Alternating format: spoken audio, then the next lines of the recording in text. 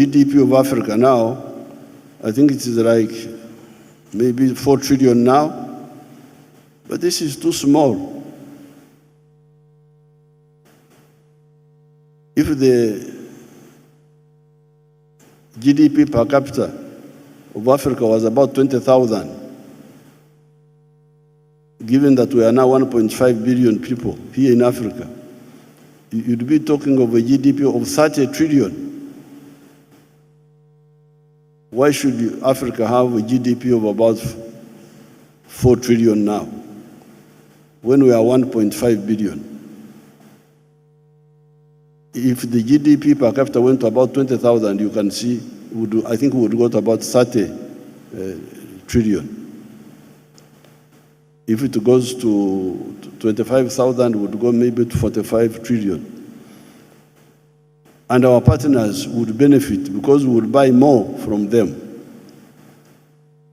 So therefore, I salute the non-aligned movement. Our elders who started it did us a great service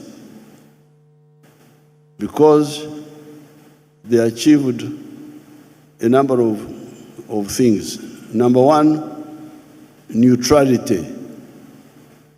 At that time, there was a conflict between the socialist camp and the capitalist camp. And our elders said, no, for us we want to be neutral. We don't want to take sides. We want to judge issues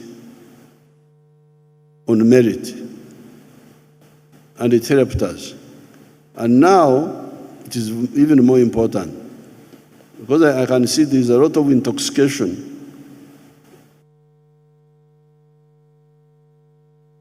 There's a lot of intoxication with the wrong ideas in the world. The ambitions of hegemonism will not work. If there is anybody who thinks he should control the world, is wasting his time. How do I know this? The Pope in the Middle Ages tried to control Europe. The Pope, using Christianity, he tried to control Europe. It caused a lot of problems. There was what they called the 30 Years' War in Europe,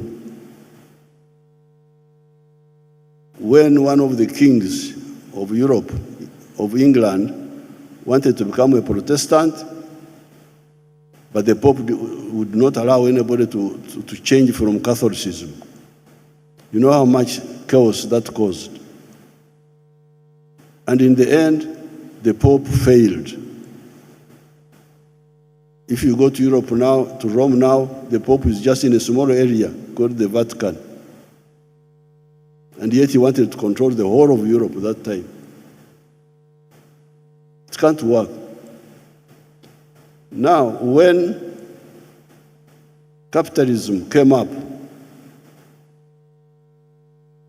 and I don't know why I would like to get time and talk to the Europeans, like I'm talking to you now, because the examples are very clear.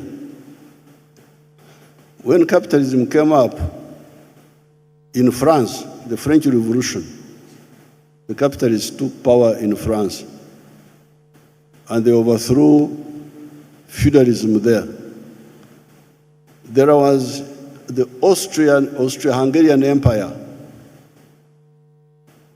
It had a leader called Metternich. Metternich now decided to go and defeat capitalism, to stop the emergence of the capitalist ideas. He failed and ended up by destroying Austria-Hungary. You ask anybody, where is Austria-Hungary now? It disappeared because it wanted to stop evolution of history, which is not possible. So therefore, we should concentrate on the minimum common interests in the world. This is my humble advice. I'm speaking to you as a third generation anti-colonial fighter from Africa. I came as the third generation of the 1960s, following our elders like Mandela and Nyerere and others of the 1940s, and the ones of 1912 who founded the ANC in South Africa. These were our grandfathers. So my advice to people in the world is that let's concentrate on minimum mutually beneficial interests. And these are trade, investments,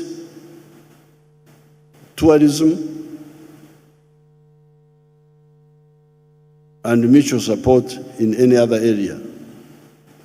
Then where we don't agree, where we have got divergences, those are internal issues. And this is where my Christianity comes in. In the Christian religion, there is a portion which says, "Let your light so shine before men that they see your good deeds and praise your Father who is in heaven." In other words, if you think you are right, you do things properly in your own country, then people will come and see, this is a good example, and they will change. But not by coercion, not by fights, because it will not work, it has failed. I've quoted for you the Pope, I've quoted for you Metternich. Of course, I don't want to talk about the ones who tried to colonize us here, how it all ended up badly for them.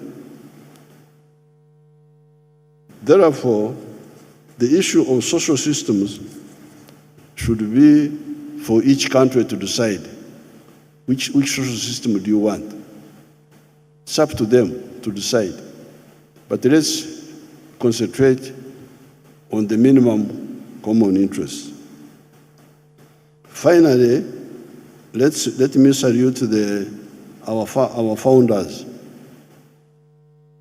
I don't know whether the young generation knows them.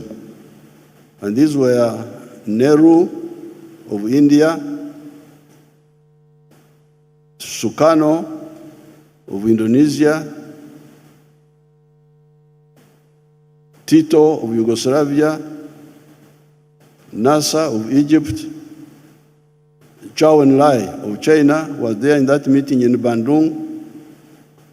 Then others joined later, like Mwalimu Nyerere, Kenneth Kaunda, Modibo Keita, and others. We salute those people. They gave us a good beginning. In my written speech, I go into the details of what the spokesperson of the African Union was talking about. But I'm very happy when I look around, see all of us together, I can see we may be the hope of the world. We people who are here will be the hope of the world. And I thank you for coming here, and I wish you good luck. Thank you so much.